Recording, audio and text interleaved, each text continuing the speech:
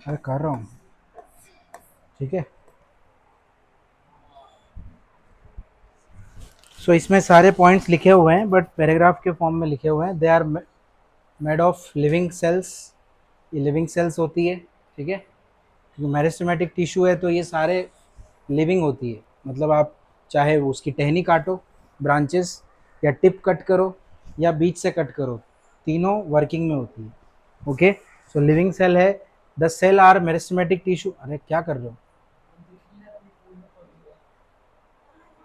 अरे तुम्हें पीडीएफ भेजूंगा महाराज, पीडीएफ भेजने वाला हूँ मैं आपको, उसमें जूम करके पढ़ लेना ऐसे करके, ठीक है।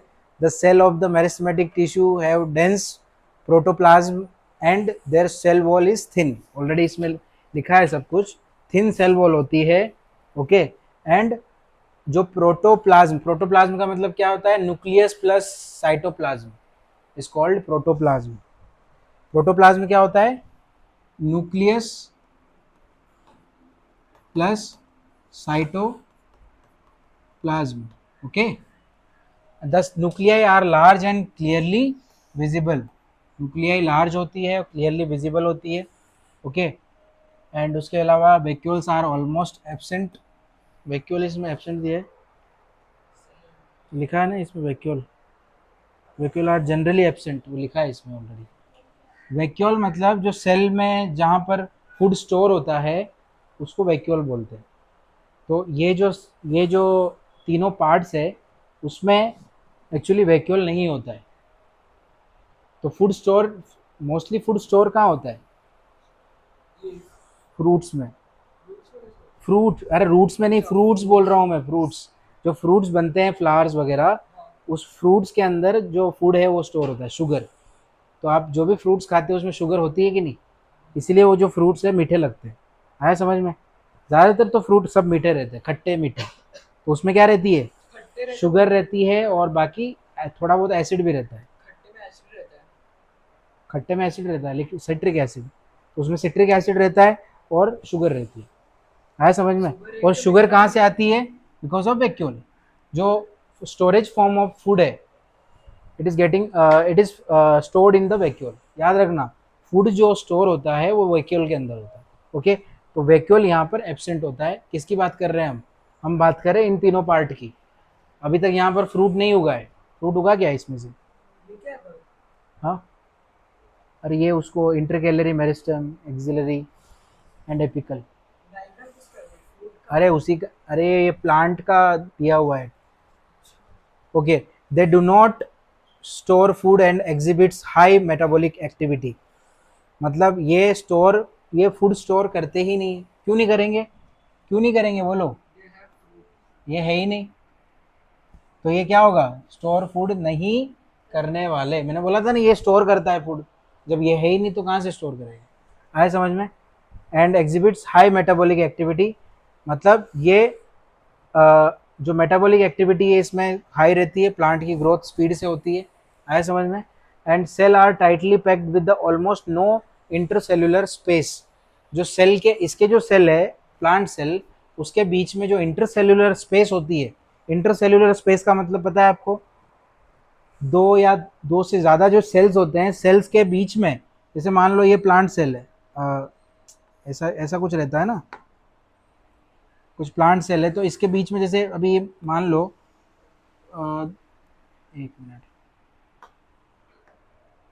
शेप पे मत जाना प्लांट सेल की, बस मैं बता रहा हूँ कि जैसे मान लो ये दो प्लांट सेल है, ये नंबर वन, ये टू, इसके बीच का जो स्पेस है ये वाला, कौन सा? ये और ये स्पेस। तो ये जो खाली स्पेस है इन दोनों के बीच में, उसको इंटरसेल्युलर स्पेस बोलते हैं। लेकिन इसमें इंटरसेल्युलर स्पेस होता ही नहीं है प्लांट सेल में। क्यों? एक तो उसके हार्डनेस की वजह से, उसको इतना ज़्यादा हार्ड होता है कि उसमें इंटरसेल्युलर स्पेस नहीं होता। ये किससे बना है? ये किससे बना है? किससे बना है? प्लांट सेल से ना। ये एक्चुअली ये प्लांट सेल से बना है, प्लांट से बना है ये। किससे बना है भाई? किससे बना हुआ है? लोहे का है क्या? किसका है ये? लेकिन है क्या चीज़ ये? लकड़ी है ना। लकड़ी किससे बनती है? तो ये क्या है, सॉलिड, सॉलिड ही है ना। सॉलिड में इंटरसेल्यूलर स्पेस होती है क्या, नहीं होती है। समझ आया, इसका मतलब जो प्लांट सेल होती है उसमें कोई इंटरसेल्यूलर स्पेस नहीं होगी, because all are solids, solid है, ठीक है।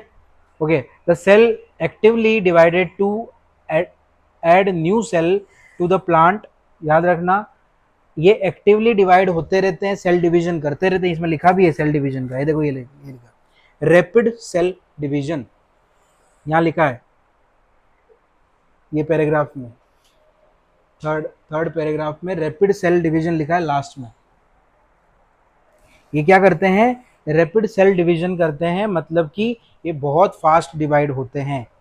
एक साल में आपकी हाइट का प्लांट होगा तो वो दूसरे साल में आपसे डबल तिबल हाइट चली जाएगी उसकी। प्लांट की हाइट देखी आपने, ये साल इतना है, अगले साल तक हमसे डबल हो जाता है वो। तीसरे साल देखोगे तो हमसे 3 गुना साइज हो जाती है उसकी।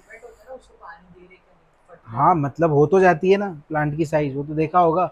सो इनका जो सेल डिवीजन होता है वो रैपिड होता है, फास्ट होता है। ओके, जैसे मान लो अभी ये हो गया, as they divide repeatedly therefore the cells are small and usually cubical. इनका जो सेल होता है वो क्यूबिकल शेप में होता है। कैसा सेल रहता है इनमें, क्यूबिकल शेप।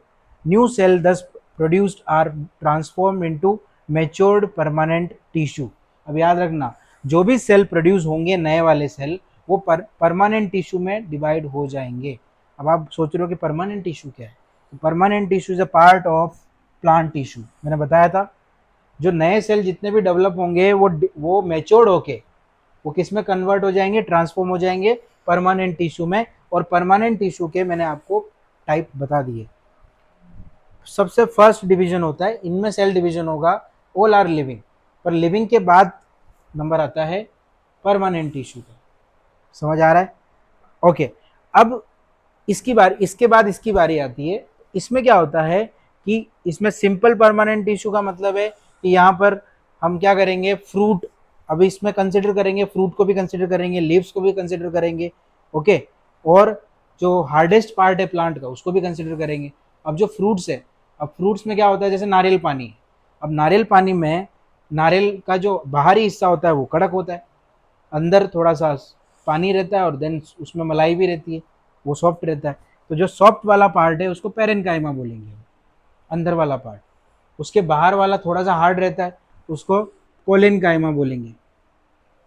आपने नारियल, सूखा नारियल खाया है क्या, फोड़ के, कभी मंदिर वंदिर या सपोज कहीं भी जाते हैं तो वो एक नारियल फोड़ते हैं, उसमें से वो निकलता है वाइट कलर में, और उसके बाहर कड़क वाला हिस्सा रहता है जिसको हम फेंक देते हैं निकाल के, और अंदर पानी रहता है उसमें। तो जो पानी वाला हिस्सा पेरेन्काइमा समझ लो, वो कड़क वाला हिस्सा कोलेनकाइमा समझ लो। उसके भी बाहर एक और कड़क वाला हिस्सा होता है, उसको स्क्लेरेनकाइमा, फाइबर रहता है, फाइबर को ऐसे ऐसा निकालना पड़ता है, फिर ही नारियल का वो निकलता है ना। सो उसको स्क्लेरेनकाइमा बोलेंगे। मतलब प्लांट की शुरुआत होती है लिविंग टिश्यू से। जब वो परमानेंट टिश्यू बनता है, जब वो परमानेंट टिश्यू बनता है तो वो फ्रूट्स बनाता है, फ्रूट्स बनाएगा। कि परमानेंट होगा तो वो फिर क्या करेगा, लीव्स के थ्रू फिर फ्रूट्स आएंगे, है ना। फिर फ्रूट्स में भी पल्प होगा, फ्रूट के अंदर पल्प के बाहर एक हार्ड लेयर होगी, होगी कि नहीं। तो वैसे ही पेरेन्काइमा ये पल्प वाले हिस्से हैं, और ये जो हार्डेस्ट लेयर है, चाहे वो प्लांट के फ्रूट्स की लेयर हो या चाहे वो प्लांट का बाहरी हिस्सा हो, कौन सा, बार्क ऑफ ट्री, जिसको हम क्या बोलते हैं, bark of tree. Bark of tree क्या होता है, पेड़ की छाल। पेड़ की छाल समझते हो क्या होती है, बाहरी जो हिस्सा है जो पेड़ को बचाता है, एक प्लांट को, एक ट्री को बचाता है, वो ब्राउनिश कलर का रहता है। अगर आप उस पर हथौड़ा ये भी मारोगे कुल्हाड़ी तो वो बाहर वाला हिस्सा इतना इजीली टूटता नहीं है, कड़क रहता है बहुत ज़्यादा। तो उस वो किसकी वजह से रहता है, स्क्लेरेनकाइमा की वजह से। और उसी की वजह से जो प्लांट है वो खड़ा रहता है सीधा। लेकिन अगर आप कोई ऐसा प्लांट ले लो जो थोड़ा सा छोटा है, अब छोटे प्लांट में क्या होता है, प्लांट झुक जाते हैं ऐसे। क्यों झुकते हैं, क्योंकि उसमें ये डेवलप नहीं हुआ होता है। क्यों झुक जाते हैं प्लांट, क्योंकि जो टहनी होती है छोटे प्लांट की वो पतली सी होती है, तो हमें उसको सपोर्ट देना पड़ता है लकड़ी से। देखा होगा छोटे वाले प्लांट को ऐसे सपोर्ट देते हैं। क्यों देते हैं, क्योंकि उसमें स्क्लेरेनकाइमा नहीं होता है, स्क्लेरम कायमा क्या करता है, सपोर्ट एंड स्ट्रेंथ प्रोवाइड करता है प्लांट को। तो जब सपोर्ट एंड स्ट्रेंथ नहीं है प्लांट में तो ऐसे ऐसे झुकेगा ना वो तो प्लांट इधर उधर। हाँ, समझ आ रहा है? ओके, सो ये वाला पार्ट हो गया। अब हमने बताया कि सिंपल परमानेंट टिश्यू में ये इससे इसमें ट्रांसफर हो गए। उसके बाद ये जो है ये प्लांट के जो लेटरल मेरिस्टेम है, ये वाला इसकी बात कर रहा हूं मैं, लेटरल मेरिस्टेम, उस लेटरल मेरिस्टेम के अंदर ये मिलते दोनों। मतलब जो प्लांट का शूट होता है मोटा वाला, उसके अंदर जो लेयर होती है वो round round round round round round, वो लेयर में ही ये पाए जाते हैं, जिसमें एपिडर्मिस वगैरह वगैरह ऐसे बहुत सारे सेल्स होते हैं, जाइलम होता है उसमें, फ्लोएम होता है। मैं आपको वो लेयर दिखा देता हूँ, देखो एक बार, अगर पैरेन्काइमा होगा तो देखते हैं, अदरवाइज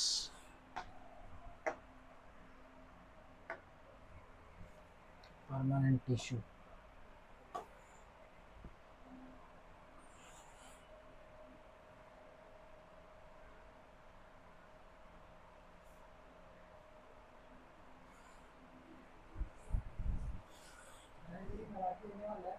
क्या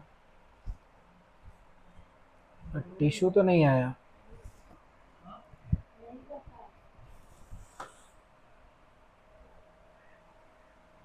तो टिश्यू पेपर आ गया। नहीं टिश्यू, एक मिनट, वो ऐसा लिखना पड़ेगा मुझे। अभी हमने क्या देखा था?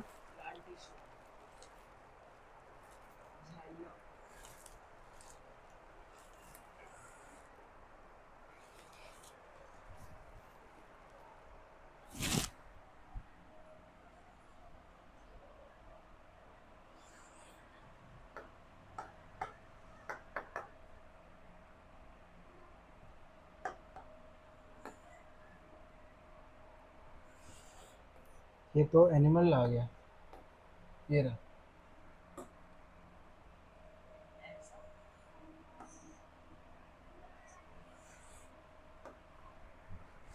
ओके देखो, नींद आ रही है? ये मान लो ये प्लांट की लेयर है, ओके। तो इसमें क्या होता है, जैसे मान लो प्लांट ऐसा होता है, ऐसे साइड से ऐसा है प्लांट, ऐसा मान के चलो।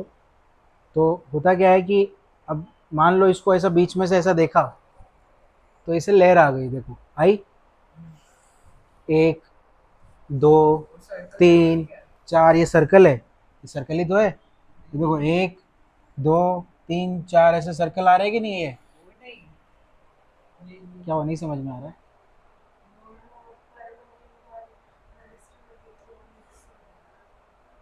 मेरिस्टेमेटिक टिश्यू जो है, मेरिस्टेमेटिक टिश्यू को अलग रखो, ठीक है। मेरिस्टेमेटिक टिश्यू जो है वो तीन हिस्से होते हैं प्लांट के, लेकिन जो इंटरनल हिस्से हैं उसको हम परमानेंट टिश्यू में ले रहे हैं अभी। समझ में आ रहा है? मैं आपको एक एक करके बताऊंगा, सब कुछ डिटेल में बताऊंगा, लेकिन अभी के लिए सिर्फ आप जो मेरिस्टेमेटिक टिश्यू है उसको सिर्फ जो मैंने डिटेल बताया आपको बस उतना याद रखो, ठीक है। अभी हम आ जाते हैं परमानेंट टिश्यू में। परमानेंट टिश्यू जो है, देखो इसमें लिखा है transverse section of root and stem और the vertical section of the leaf and the हर्बिक, ये क्या, herbaceous plant under the microscope. The internal structure of transverse section of sunflower stem as seen under microscope is shown. What do you observe? All uh, are all the cells similar in shape or size? How many different types of tissues can you identify? What difference do you notice among them? What might be the reason of the presence of different type of cells and tissues? And you can see the different group of the cells present and each tissue specialized to perform a specific function.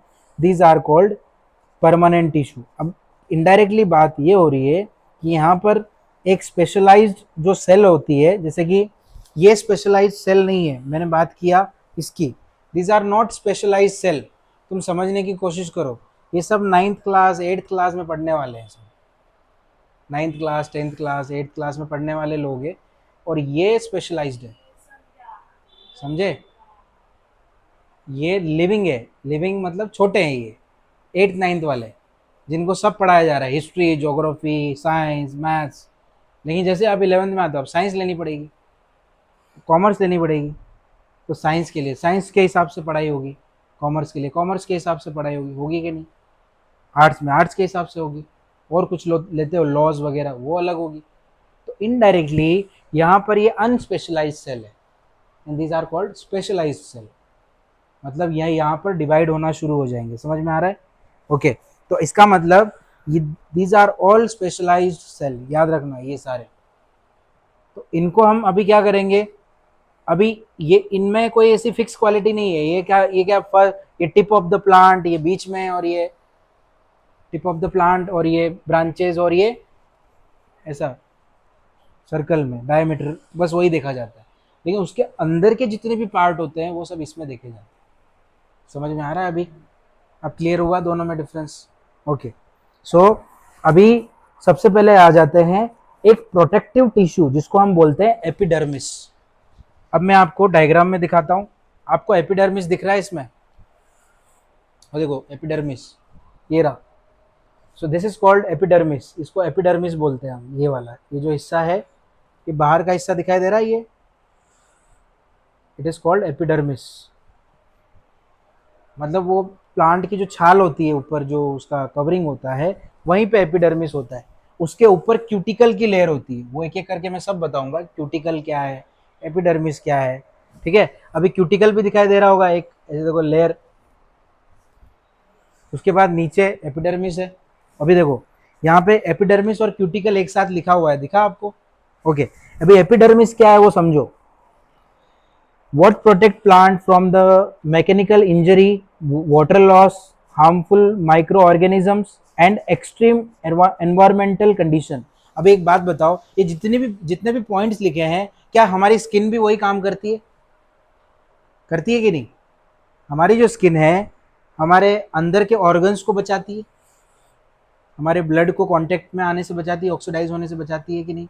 अगर हम cut लग गया तो क्या होता है, blood oxidise होने लग जाता है, और फिर वो इमिडिएटली कड़क हो जाता है, ब्लड होता है कि नहीं, वो प्लेटलेट में कन्वर्ट हो जाता है। तो इसका मतलब जैसे हमारी स्किन प्रोटेक्ट करती है, किससे प्रोटेक्ट करती है हमारी स्किन? हार्मफुल माइक्रो ऑर्गेनिज्म से प्रोटेक्ट करती है, इंजरी से प्रोटेक्ट करती है कि नहीं? करती है। अगर कहीं पे इंजरी लगी हुई है ऑलरेडी और वहाँ पे वापस लग जाए तो फटाफट घाव हो जाता है। लेकिन कहीं इंजरी नहीं है, और मान लो थोड़ा सा घिसे हो आप ऐसे करके, ऐसे करने से आपका हाथ घिस जाता है क्या? लेकिन अगर यहाँ लगी हुई है तो ऐसे करने से क्या होगा, वापस लग जाएगी, वहाँ पे खून आने लग जाएगा, होता है। तो इसका मतलब हमारी जो स्किन है, बहुत सारी लेयर्स है इसके अंदर, वो हमको प्रोटेक्ट करती है इंजरी से, वो हमें माइक्रो ऑर्गेनिज्म से प्रोटेक्ट करती है। दूसरा, वो हमें जो एनवायरमेंटल कंडीशन है बाहर की, उससे भी प्रोटेक्ट करती है कि नहीं? हमारी स्किन हमें ठंडी से बचाती है, बारिश से बचाती है, मतलब बचाता तो है ना, एनवायरमेंटल पोल्यूशन से बचाती है वो। क्योंकि बाहर से अगर पोल्यूशन आ रहा है या जो भी है, तो डायरेक्ट ब्लड के कांटेक्ट में तो नहीं आ रहा ना, तो पहले स्किन से कांटेक्ट करेगा, उसके बाद हमारे स्किन के थ्रू जाएगा अंदर। और उसमें भी अगर हमने वॉश कर लिया, साबुन वाबुन से नहा लिए, चला गया बैक्टीरिया वगैरह जो भी है। आया समझ में? ओके, अब इसमें देखो, the epidermis forms the outer most layer of the plant body. It consist of tightly packed single layer of flat rectangular cell. It protect all parts of the plant। अब देखो इसमें लिखा है these are packed single layered flat and rectangular cells होती है। अब मुझे एक बात बताओ, फ्लैट और रेक्टेंगुलर शेप के आपको स्ट्रक्चर दिखाई दे रहे हैं आपको? देखो जरा, ये देखो, क्या ये दिखा एपिडर्मिस? कौन सी शेप है? रेक्टेंगुलर। फ्लैट है, ऐसा एकदम आड़ा है, फ्लैट है ऐसा। तो फ्लैट है और रेक्टेंगुलर शेप का ये एक सेल होता है, दिखाई दिया आपको? देख सकते हो, ये एपिडर्मिस है। समझ आ रहा है? आ रहा है समझ में? ओके, नेक्स्ट आगे क्या लिखा है? These cells are covered with waxy layer. एक वैक्सी लेयर, वैक्स के जैसा एक लेयर है इसके ऊपर। इसके ऊपर जो लेयर दिखाई दे रही है उसको क्या बोलते हैं? इसके ऊपर cuticle. This is the waxy layer. मतलब प्लांट के ऊपर एक ऐसा गम के जैसा एक लेयर होता है, वैक्सी लेयर होती है, तो अगर आप हाथ भी लगाओगे तो चिपचिपा लगेगा आपको। अगर मैं बात कर रहा हूँ बार्क ऑफ ट्री के अंदर वाला हिस्सा, उसको लगाओगे तो ऐसा लगेगा कि थोड़ा वैक्सी टाइप। ठीक है, so waxy layer of cutin, cutin बोलते हैं उसको, इट इज कॉल्ड क्यूटिकल। आया समझ में? जो वैक्स है उसका नाम है क्यूटीन। हाँ, हाँ cutin, and it is called cuticle. In some plants living in very dry habitat, the epidermis may be covered by a thick layer of cuticle to reduce the water loss in the process of transpiration by stomata. The cuticle also provide the protection against the mechanical injury, invasion,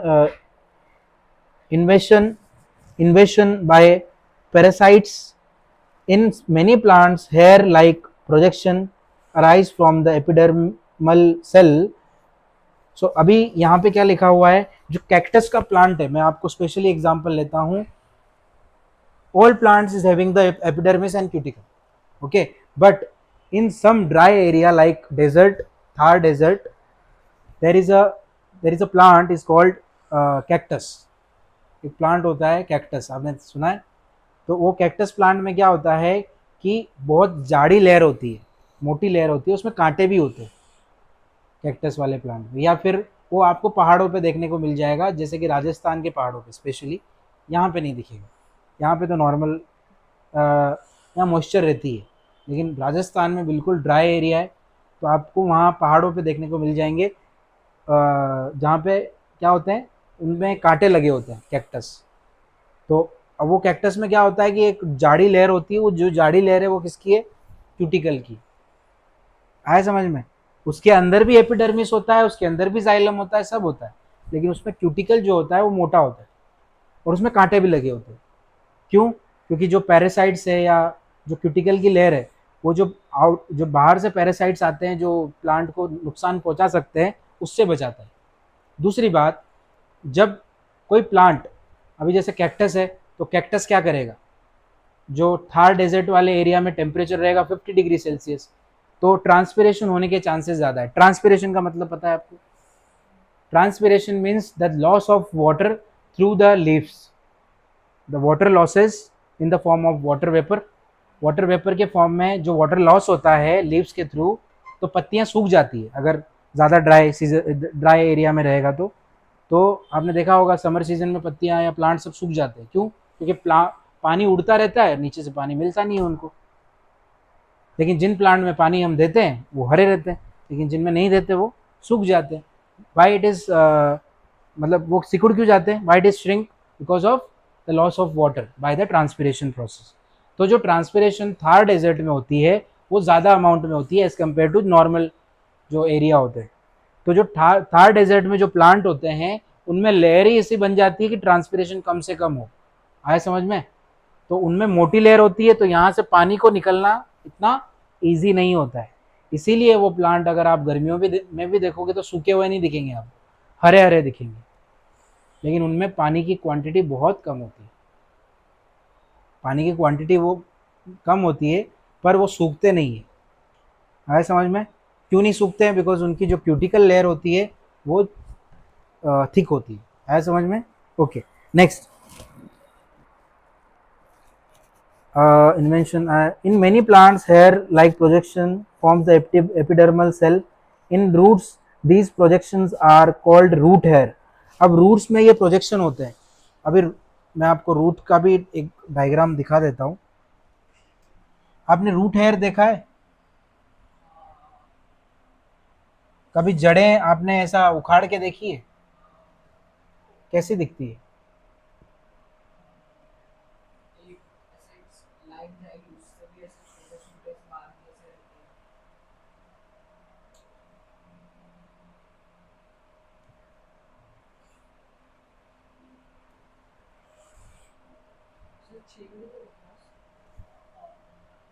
root hair नहीं आ रहा। अरे ये तो hair आ गए, root hair नहीं है। हाँ बोलो।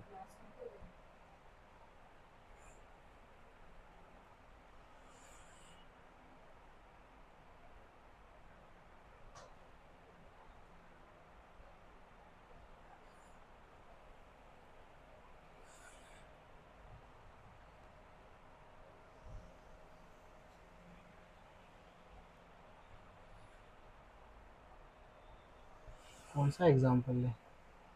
जैसे रूट हेयर वगैरह तो सब मिल रहे हैं।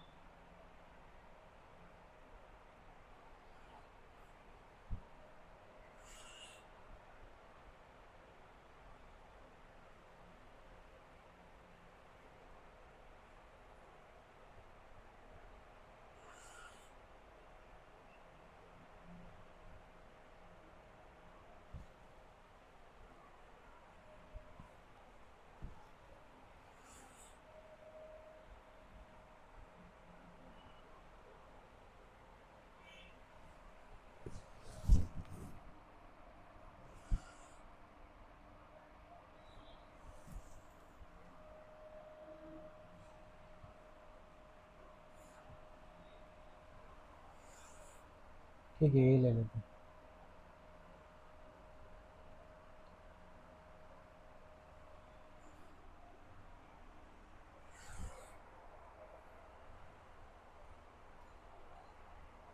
अभी इसमें ध्यान से देखना, यहाँ पे अगर कोई भी एक रूट लेते हैं तो उसके ऐसे ऐसे हेयर दिख रहे हैं आपको, देखो ऐसे, है ना।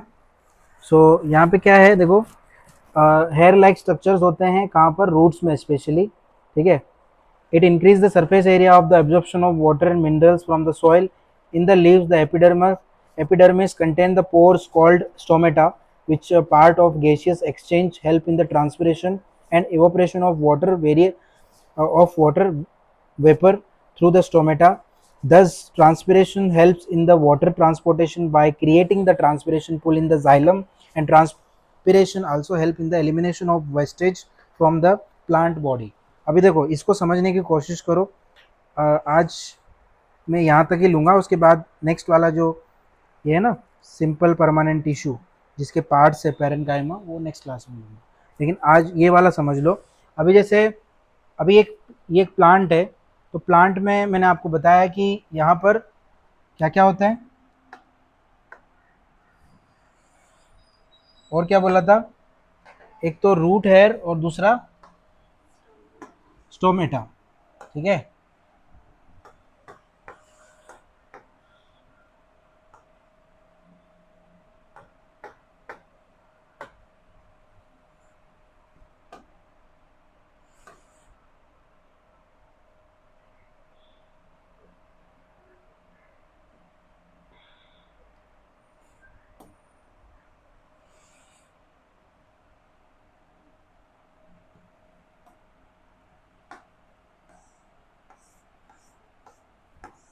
ओके, सो अभी देखो ट्रांसपिरेशन, और ये इसमें मैं आपको बता देता हूँ। सो इसमें रूट हेयर बेसिकली यहाँ पर होते हैं, ये जो दिखाई दे रहे हैं आपको ये वाले, these are the root hair. तो ये रूट हेयर फैली हुई है, इधर फैली हुई है, इधर फैली हुई है, इधर फैली हुई है, ऐसा, है ना। ज़्यादातर एरिया इसने कैप्चर कर रखा है। तो जो ग्राउंड वाटर होगा, यहाँ पर जो भी पानी होगा, ग्राउंड वाटर हो सकता है, या फिर यहाँ से जो भी पानी इसके अंदर जाएगा नीचे की तरफ बारिश में, या सपोज जो भी है, तो होगा क्या कि ये रूट हेयर के थ्रू वो वाटर अंदर की तरफ यहाँ पर एब्जॉर्ब होगा। कैसे एब्जॉर्ब होगा? अब वो एब्जॉर्ब क्यों होता है उसका रीज़न बताता हूँ। यहाँ लीव्स के थ्रू ये वाटर वेपर बाहर निकल रही है, दीज आर द, इनको क्या बोला जाता है, वाटर वेपर। वाटर वेपर क्यों निकल रही है? Because of this process, it is called transpiration. तो ट्रांसपिरेशन के थ्रू यहाँ पर एक पुल क्रिएट हो रहा है, इसको हम बोलते हैं ट्रांसपिरेशन पुल। पुल मतलब वो खींच रहा है ऐसा, तो ये उसको पुल कर रहा है, क्या कर रहा है, पुल। सो इस प्रोसेस को हम बोलते हैं transpiration pull. So transpiration pull is created by creating the water vapour in the summer season और एनी हॉट एनवायरनमेंट। कोई भी हॉट एनवायरनमेंट के अंदर जब सनलाइट इसके ऊपर गिरती है तो पानी, जो गैसियस एक्सचेंज है और वाटर वेपर का एक्सचेंज है, वो होता है, ठीक है। तो यहाँ गैसेस भी एक्सचेंज होती है, oxygen and CO2 by the stomata. Stomata open होता है, स्टोमेटा क्लोज होता है, गार्ड सेल्स होती है। तो वो क्या करती है, गैसेस को एक्सचेंज करती है, ऑक्सीजन को रिलीज करती है, CO2 को अंदर लेती है। आया समझ में? तो यहाँ पर क्या होता है, इस पुल की वजह से जो पानी है वो ऊपर की तरफ चढ़ने लगता है, by which which part, it is called xylem. Xylem के थ्रू जो पानी है वो ऊपर की तरफ मूव होने लगता है, और वो सबके पास चले जाता है by the help of xylem. Xylem के थ्रू वो पानी सब पार्ट में पहुंच जाता है। आया समझ में? तो इसी को हम ट्रांसपिरेशन पुल बोलते हैं। And this transpiration is pull is created through the pores of the leaves. जो लीव्स के पोर्स होते हैं या स्टोमेटा होता है, उसके थ्रू ये क्रिएट होता है। वहाँ से वाटर वेपर निकलती है और उसकी वजह से यहाँ पर प्रेशर क्रिएट होता है। आया समझ में? और इस प्रेशर की वजह से जो पानी है वो ऊपर जाता है। समझ आया? ओके, बाकी नेक्स्ट लेक्चर में।